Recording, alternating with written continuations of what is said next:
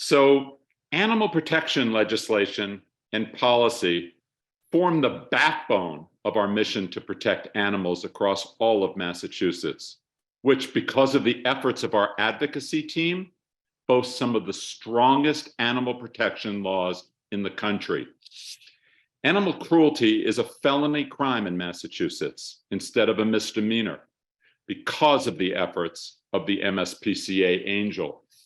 Practices such as animal trapping are outlawed because of this team.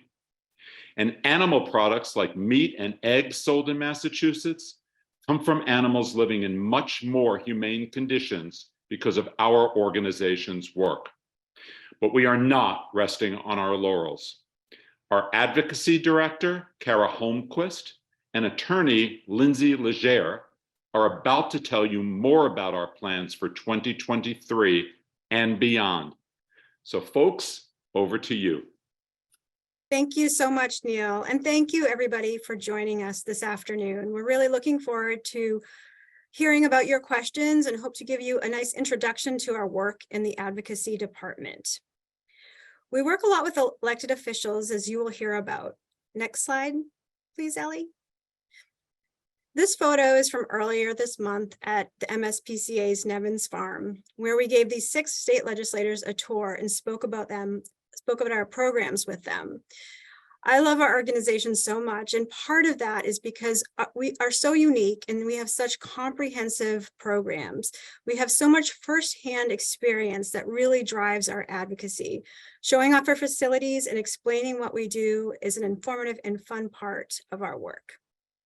So what we are going to talk about today is our policy evolution, how we decide what to work on, what legislative momentum there has been happening, which is a lot across our communities and our state, and what to look for in the future. And lastly, we're really going to hope that we can make a case for you to get involved with these exciting efforts. Next slide, please. So George Thorndike Angell founded the MSPCA on March 23rd, 1868, 155 years ago today. He did so after reading about a race involving horses who were each pulling a rider over 40 miles of very rough roads. And the result was that the horses died. So just 12 weeks after this race, George Angell achieved passage of the first state's animal cruelty law, which was an amazing effort to pass a law in 12 weeks, as you'll hear about a little bit more. But we really value our history, and advocacy is such a part of our history. And really, we are so well represented in the prevention part of our name. We work to help animals earlier and to prevent them from being harmed. We really strive to address the problems upstream and at the roots. I'll give an example. Our work on wildlife conflict prevention can help avoid legislation to overturn the restrictions on body gripping traps that Neil just mentioned. We've also, another example is that we've also created mechanisms to reduce the homeless animal population in Massachusetts through legislation. For example, if you're driving around and happen to see a spay-neuter license plate, that is one of our efforts. And these programs and legislation have worked together to really help reduce the pet overpopulation in Massachusetts, which has allowed us to do some of the relocation programs that Mike Kiley spoke about earlier, if you happen to catch his presentation. So below left is our founder, George Thorndike Angell, and to his right is Emily Appleton, a woman who played a significant role in the founding of the MSPCA. And to the right of that picture is a plaque, and it's so special to me because it is hung right at the entrance in the State House. So if you happen to enter the State House through the main entrance and look immediately to your right, there's this plaque that's dedicated to the animals who fought in World War I. And so it's there for us to see every time we walk into the State House, and for all visitors and staff to see too. Next slide, please, Ellie. So we do a lot of work to improve public policies and pass legislation at the State House, as I mentioned, and also work across cities and towns across the Commonwealth. And we really try to use every tool in our advocacy toolbox. Sometimes this is education of the public, of legislators, of other groups. And we can't do this alone. Legislators know what we think. They see me coming down the hall. They see Lindsay coming down the hall. They know what we're going to talk to them about. The success of any public policy or legislative effort really depends on you supporting our work and letting legislators know what you think. They respond to people who vote for them and who live in their district. And this is why we have the Animal Action Team, which is a group that we send alerts to on a routine basis when we need urgent action on legislation. And we also have the newly formed Community Advocacy Leader Program. We want to make sure that you have all the tools to advocate successfully, and we really work hard to provide you with all the tools to do that. And we'll get at the end, we'll talk a little bit more about how you can be hooked in with that if you are not already. Next slide, please. So one of the fun parts of our job is that we are really generalists. We work on a wide variety of issues. There is never a dull moment, all kinds of things. And then unfortunately, a lot of ways that people harm animals that we are constantly trying to end. So we work on companion animal issues, animals used in laboratories, wild animals, animals used for entertainment, and farmed animals. And really, if there's an issue out there, chances are that we have worked on it and know about it, and it's on our radar. Next slide, please, Ellie. Well, the hardest part, next slide, please. Thank you. The hardest part about our jobs, I would say, and certainly that I struggle with, is that there are so many issues and that we really want to play an integral role in making change for animals across in so many different ways. And so one of the things that I thought I'd go over quickly and maybe of interest, I hope, is how we decide on what animals issues we work on. So I've listed a few things that I'll just explain a bit that we look at. And one of them, the first one I'll mention, is how many animals are impacted. An example of this is something that Neil referred to in the introduction. We were part of a ballot question that impacted how egg-laying hens, veal calves, and gestating pigs are cared for to make sure that they have enough space to stand up, lie down, turn around, and spread their limbs. So that ballot question impacted millions of animals. We also look at what is the severity of the harm? What are the animals experiencing? How much suffering are they enduring? Other states may have passed a similar law, and we can certainly learn from other states when they have.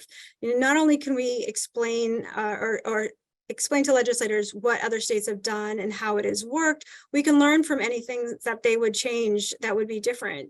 Do they wish they had added a clause or an enforcement provision that's not there? So it really helps to learn when other states have done something.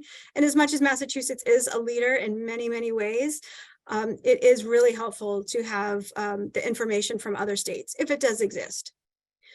There are economic factors can make a piece of legislation harder to pass. It doesn't mean that we should not try it for sure, but we just need to be sure we're ready for those challenges. And we always look to see if there's another way that we can solve a problem. Can we solve something through education? Can we solve something through a regulation? Legislation is a marathon. It's not a sprint. And so we really look to all the tools in our toolbox. And sometimes it's not one or the other. It's a combination of efforts that will eventually move the needle on issues. We also work a lot in coalitions. These can be animal protection organizations, animal control officers, but we also work with groups that maybe aren't animal focused. For example, when we work to pass a law that allows pets to be included in domestic violence temporary protection orders, we worked with a lot of domestic violence groups and organizations to get that passed. We also look to work on the local level. So a lot of the animal cruelty bills are on the statewide level. So that's where a lot of our efforts are focused. But we also do work in cities and towns, and I'll talk about that a little bit more. And then we do work with our federal congressional delegation to make sure that our federal laws are also very strong too. Next slide, please, Allie. So as I mentioned, we partner with people in our communities to pass laws and through town meetings and city council. And it's really, the local initiatives are really important to have people on the ground in those communities to work through. And on this slide is a few of the issues that have passed recently and are really have a lot of momentum in Massachusetts. And there are still additional ordinances besides what I've put here. For example, Everett has passed some too on wild animals and animals in research. But just this week, I wanted to mention a couple things that happened earlier and that we're really excited about. It's been a busy week for advocacy. So on Monday, the town of Lexington became the 6th municipality in Massachusetts to pass a ban on the sale of new fur products in its town. And we are very thankful to one of our board members and her father-in-law, who's a town meeting member, who brought this up. Dr. Patel and his grandchildren worked to put this on their town meeting warrant, and it was almost unanimously passed on Monday night. So we were really excited for that and the efforts of the Fur Free Coalition to get that done.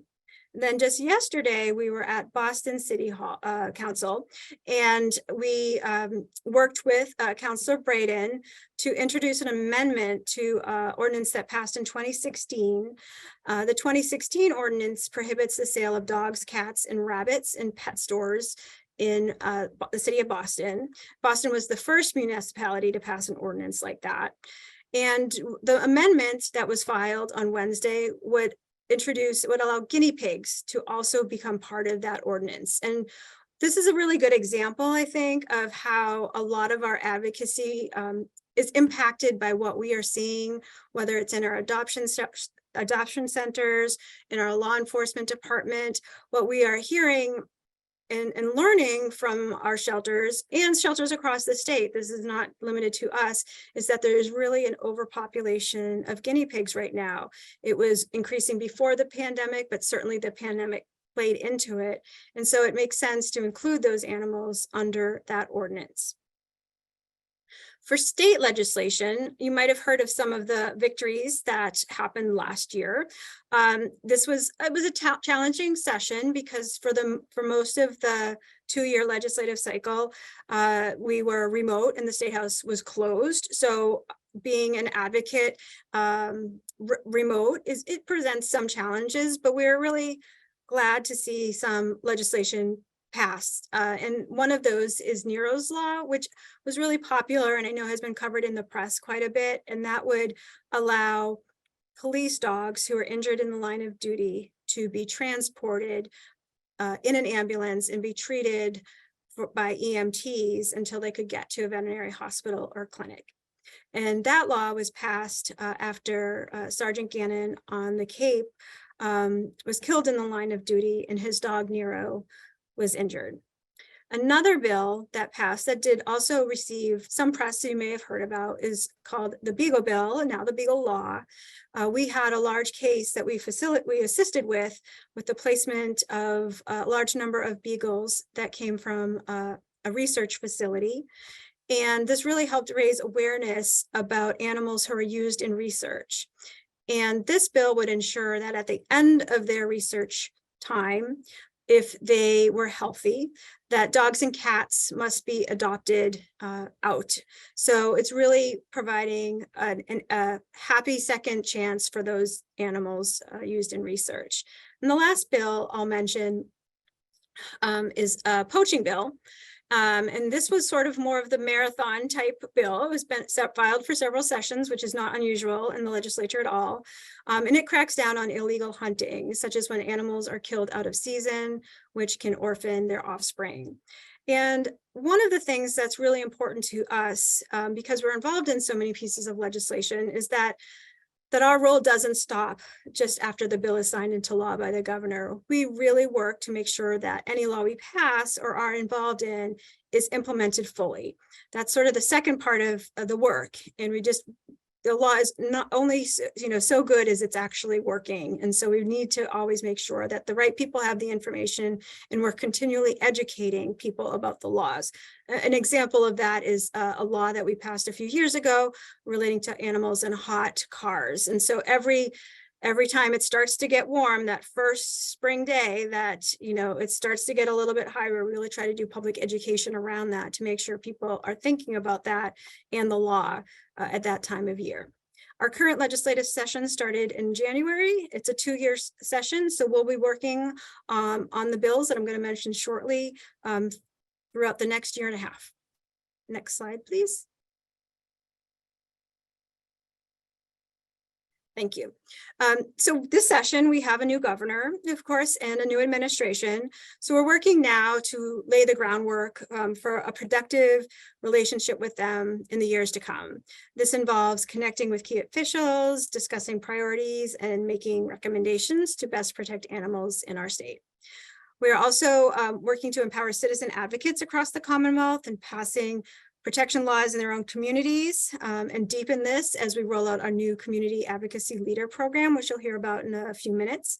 And local laws really are very helpful in building momentum that can often turn into state legislation. So our work is also always contextualized in issues that impact, as I mentioned, other parts of the organization. And I'll go through a few of these current bills right now and sort of how they came to be. The first one I'll mention is an act relative to the humane protection of animals, and this is sort of an omnibus bill.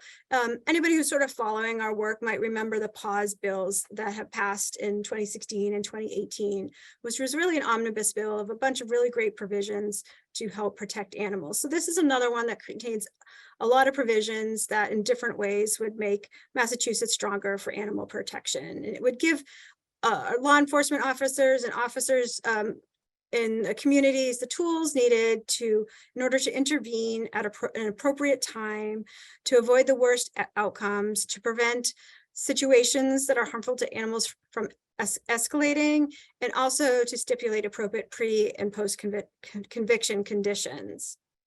Ollie's Law is another bill that's pending that was filed after Ollie, who's pictured here, was killed at a doggy daycare when he was attacked by another dog. And so this bill would put in place some minimum standards. There's no regulations for kennels in Massachusetts beyond a simple kennel license. So there's really a gap in our laws that we're looking to fill with Ollie's Law. And I feel really encouraged that this will advance this session. Another issue that we're working on is a good example of something that comes from our adoption work and our work in the communities through community outreach and other programs. And it is very difficult to find housing. It is very difficult, even more so, to find housing with animals, and particularly dogs or dogs of a medium to large size.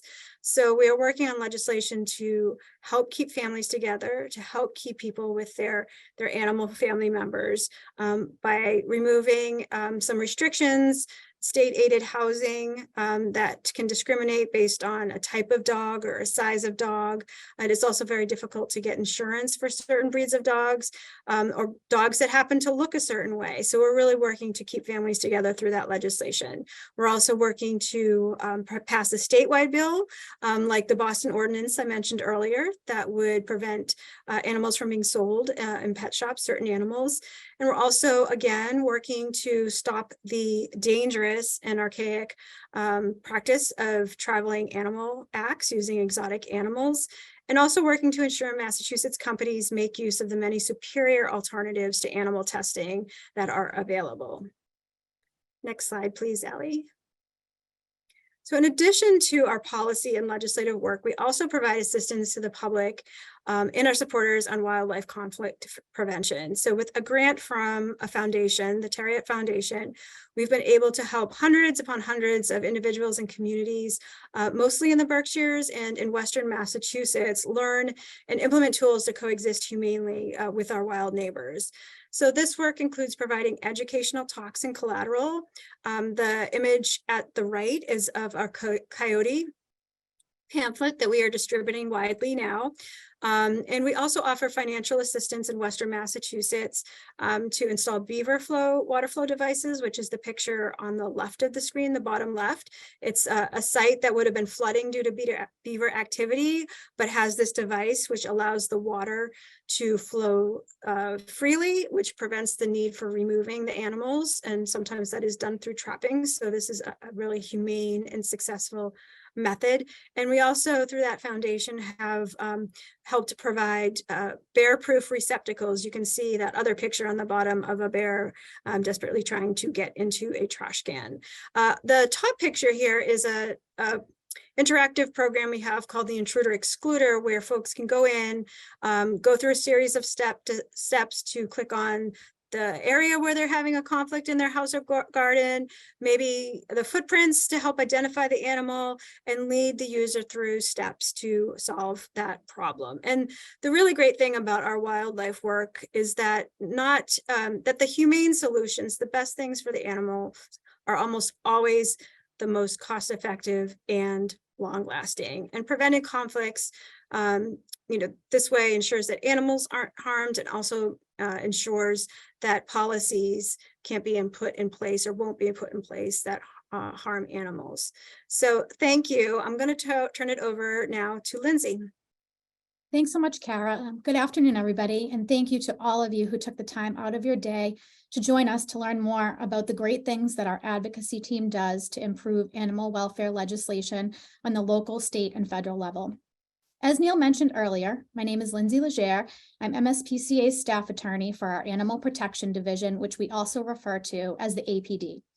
The APD is made up of our Advocacy Department, as you just heard from Kara about, our Law Enforcement Department, which you may have heard from our director earlier today, our Animal Care and Adoption Centers, again, you may have heard from our director, Mike Kiley, as well as Community Outreach as well.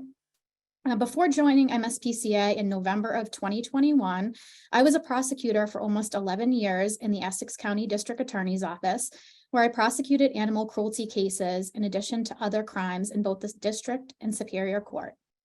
My position here as staff attorney is a new position within the organization, and it was created to help support the integration of the individual departments of our Animal Protection Division. As you may have heard from our Director of Law Enforcement earlier today, there are certain investigations that do result in criminal charges, and when that happens, I work alongside the APD to advocate on behalf of our officers and the victims of animal cruelty in the courts. Using my experience in prosecuting animal cruelty cases, I work closely with our Law Enforcement Department, local police departments, animal control officers, prosecuting attorneys, and others involved to assist with the investigation and prosecution of animal cruelty cases with the goal of obtaining better outcomes for these cases and for the victims of animal cruelty. I also work with our Law Enforcement Department to help educate local law enforcement officers, animal control officers, judges, prosecutors, and others on this area of the law. One of my main goals as staff attorney for the Animal Protection Division is to decrease the amount of time victims of animal cruelty spend in legal limbo. Allie, can you change the slide, please?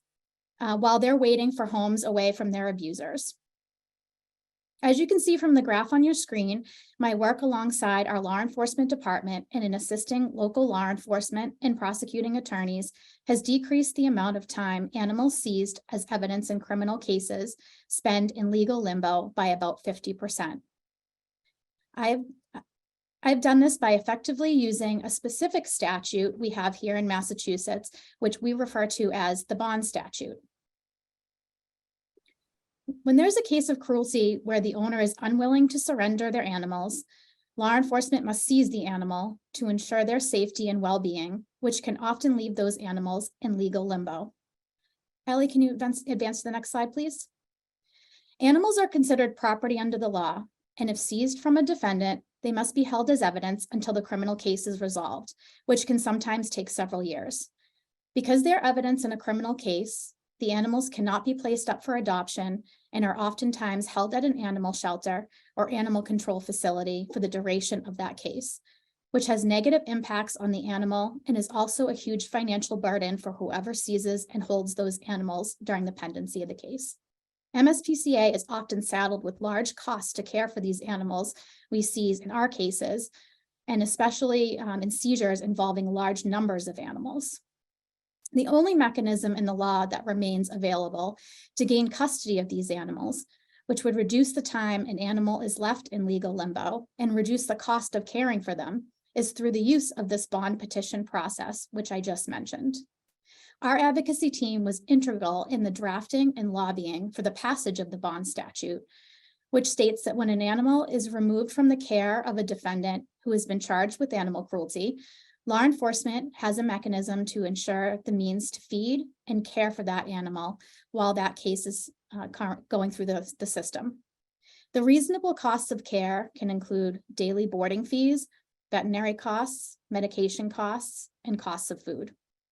A judge has discretion to order the recommended amount or a lesser amount. And if the defendant chooses not to pay that ordered amount by the deadline given, their property interest in the animal is forfeited, which transfers ownership of that animal to the agency who seized them so they can be adopted. And as you can see on your screen, the animals pictured are all victims of animal cruelty cases who found adoptive homes more quickly because of my ability to effectively utilize the bond statute or assist other prosecutors throughout the Commonwealth with these petitions in the court. I'm confident that my work with the APD and in assisting others will continue to get better outcomes for these victims of animal cruelty in 2023 and in the future. Allie, can you advance to the next slide, please? I'm now going to share some information on an exciting new program that our advocacy team has been working on. This program is known as the Community Advocacy Leader Program.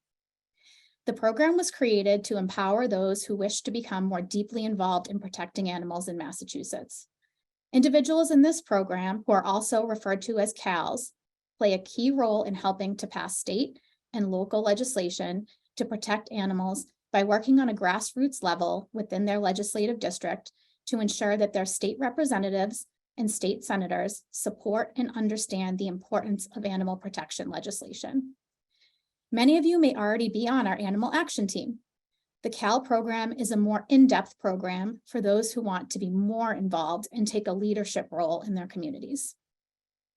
We provide support with monthly meetings, events, and much more. And we have volunteers across the state working in their communities to influence their elected officials and educate fellow community members about animal protection issues. And now I'm going to turn it back over to Kara, who will explain the different ways in which you can get involved. Thank you, Lindsay. Next slide, please. So we are so grateful for you all for joining us today. Of course, we greatly value and we depend on your financial contributions to the MSPCA to do our work. We have some other ways that animal action team members and the public and folks that are listening can help better protect animals in our state and beyond. So we do have the animal action team. So if you're interested in joining the animal action team and getting more frequent alerts about when urgent action is needed, and usually to contact your senator and representative, you please go to mspca.org/advocacy and you can sign up for that. If you're interested in joining the Community Advocacy Leader Program, you can certainly email us at advocacy@mspca.org. We have a lobby day for animals at the State House coming up on June 7th. And we have a couple of other more in-depth trainings that we are have on our agenda. So you can check out mspca.org/advocacy for more information. And thank you very much for your support of our programs. We can't tell you how much it means for us to know that the work we do is appreciated and supported every day. Thank you. Kara and Lindsay, thank you guys so much. I'm always reminded when you get presentations like this about how our work really extends to all corners of the state, right? When animals come to us in our shelters or in our hospital, we're there for the animal, but it's really only your work that ensures we're there for all of the animals in the Commonwealth, even the ones we may never meet. So thank you for that. Quick reminder before we go into questions, if you have a question, you could drop it into the Q&A. This presentation has been recorded, and it, along with the slides and all of the other presentations for today, will be loaded to the website, MSPCA-givingday.org. So you can find it there, you can watch it again, or you can share it if you like. All right, let's jump into questions. So, Kara, there's a question. I love this. How can you tell us how to write a bill? Which is a great question, but why don't we broaden that a little bit? From your perspective, what is the best way that we as a citizen advocate can lend our voice to the MSPCA's voice? Sure. Well, on our website, we do have a list, some of the bills I mentioned, but not all of them. We have a list of the bills that we are working on, links to their text, links to the committee that they're in. We really keep that webpage up to date, and we will post when hearings come up. So I think the things that folks can do is get to know your state senator and state representative. If you don't know who they are, you can go to www.wheredoivotema.com, all one word, wheredoivotema.com, and look to see who your state senator and state representative are. There has been some redistricting in this past November, so even if you knew in the past who your elected officials or state elected officials are, that might have changed. I know my state senator changed with the redistricting. So getting to know those people, and that can be, getting to know them even before we're asking you to ask them something is great. We always recommend following them on social media. If you are on social media, reaching out to them to set up a time, a lot of them have district hours, so you don't always have to go up to the State House. Obviously, Zoom, a lot are doing, even though the State House is open, a lot are doing Zoom meetings still. Even though I've been up at the State House quite a bit lately, some of the legislators from beyond 495, I've had Zoom meetings with. So really getting to know your legislators is great. We have a few tools. I know I have so much I could say, but we have a few tools to help with this. One of our on our webpage, animalscorecard.com, we try to keep track of who has co-sponsored what bills. So before checking with your legislator, you can look and see what they've done for animals. And we're always available to talk through with you, what we know about your legislators. And if you are interested in actually filing a bill, we're always happy to talk to you about that. I've been around for a long time. So one of the good things is I have a lot of institutional knowledge of things that have been tried. And, if they haven't gone through, sometimes why and how it could be done better. So always happy to help with new ideas too. Good. And worth remembering too, that on our website, mspca.org, in the advocacy section, we always list out the bills that we support and the bills that we oppose. So it also starts with just knowing where to lend your voice in service to animals in a way that aligns with what we're pursuing at the MSPCA. Let's see, some really great news about the fur bans. Where does that stand in terms of extending that to more towns? Will there ultimately be a state bill that would just eliminate it across the Commonwealth? Can you kind of paint a picture of the next steps there? Absolutely. We work with a group, really a grassroots group called Fur Free Massachusetts. And like most of the local ordinances, a lot of them are really driven from the community. So if a person on this presentation wants to start one and look at doing one in their community, reach out to us and we can partner. We usually have a strong or a group of people in the community who are inclined to want to do this. Sometimes it comes from the community.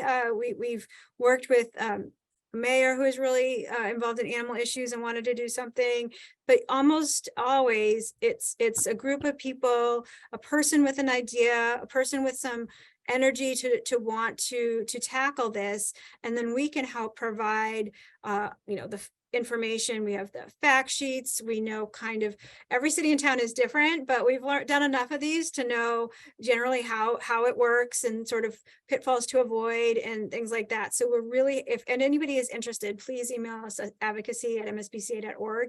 We can talk about your specific city or town and how to get started on that. Very helpful. There is a state bill too, that is pending. But I think this is one of the issues that, you know, as I mentioned, I know it was briefly in the presentation, but you know, part of one of the reasons passing local legislation, we're obviously helping the animals in those towns, those cities and towns, but also we're building a body of law to help influence lawmakers at the state level. So the more cities or towns that pass things like this, you know, the more we can say that, you know, this is what the public wants. And just one quick example is, so with the pet store ordinances that I mentioned with Boston, you know, we added up all of the residents who live in cities and towns covered by those, and it's more than 1 million people. So that's a really great talking point when we go to the State House and say, you know, more than 1 million people live in places that already have this, so it should be statewide. Excellent perspective. Thank you. Let's see. We may not get to every question, guys, because we may run out of time. So if we don't, what we'll do is take the chat log and direct it to Kara and Lindsay and ask for their help in answering and get them back out to you guys. So have no fear if we don't get to all the questions, but let's take a couple more. Let's see. There was one I was going to ask and now it's scrolled down. Breed restrictions, dog breeds. This keeps coming up, right? There are restrictions in housing. There are related restrictions associated with insurance for renters. Where are we, guys, with eliminating discrimination totally for all dogs in Massachusetts so that people don't have to worry about renting an apartment, people don't have to worry about getting insurance, and don't have to worry about potentially losing their dog? Yeah, there's a lot more work to be done. In 2012, we worked on a bill that prevented municipalities from passing ordinances or bylaws that discriminate based on breed. So there were cities and towns across Massachusetts that you couldn't even own a certain type of dog or had really, you know, ridiculous restrictions, and just more and more data. And we know from our work, but the data bears this out, that you know, you can't look at a dog, know what breed it is, and it doesn't, you know, bulking and, you know, animals together based on their breed and making these assumptions is just not something that improves public safety. So after that in 2012, we really were hoping that there would be more momentum. We could generate more momentum on this issue because it is still such a huge problem. And I think the renting with dogs that might look a certain way, you know, part of the underlying problem is that even if landlords want to and are great and okay with it, the insurance companies are a big problem. So we've worked on legislation. 1 year it almost passed to prevent insurance companies from doing that. And this is a good example of where other states have done things so we can use that information to help push it in Massachusetts. And we're also looking for creative ways to impact state-funded housing. There is a bill there to, we thought instead of trying with everybody, you know, to try it on state-funded housing to eliminate those types of restrictions. And we also have another bill. This is a really sad call that I take sometimes from people who are looking to adopt children, and there is a prohibition on having certain types of dogs by DCF. And so people are unable, who live with those types of dogs, regardless of how fantastic the dog is, are unable to adopt or foster children. So we're looking to change that too. It's great perspective. Thank you. Lindsay, tell us a little bit about the June event at the State House and how people can get involved. Sure. Our June event's June 7th. It's Lobby Day. We try to have one every year, but I think the pandemic kind of ruined that. But yeah, we're hoping that we'll have a big show of people from our coalition and people like you out there to help support some of the legislation that that are our priorities. And just I think if we show, legislators like how important these issues are by having a big show of people, it can only help the legislation. I don't know if you want to add anything else, Kara. No, it's a really fun day. There's a talking program in the morning, and then we help make appointments with your individual legislators, and you can go off in groups or with us or by yourself, depending on how it works out and what your wishes are, to meet with your own legislators to talk about specific bills. So it's a great day. The registration is not up yet, but it will be soon, and it's June 7th at the State House. Mark your calendars. Guys, that was so great. Thank you so much. There are some outstanding questions. We will get to them, but we're going to run out of time. So we'll get to those offline for the folks who asked. Neil, we'll turn it back over to you. And Rob, those outstanding questions, people should expect that we'll email responses to them. Yeah, Kara and Lindsay, we'll get them over to you because we'll want to hear from you guys, not draft questions without you seeing them, draft the answers, and then we'll get them back out to the people who've asked them. Great. Well, Kara and Lindsay, I have to say thank you so much for what was an incredibly interesting and enjoyable presentation. I'm supposed to know all of this already, and I learned something every time I listen to you guys speak. So thank you so much. It was really a privilege to have you share your insights with us.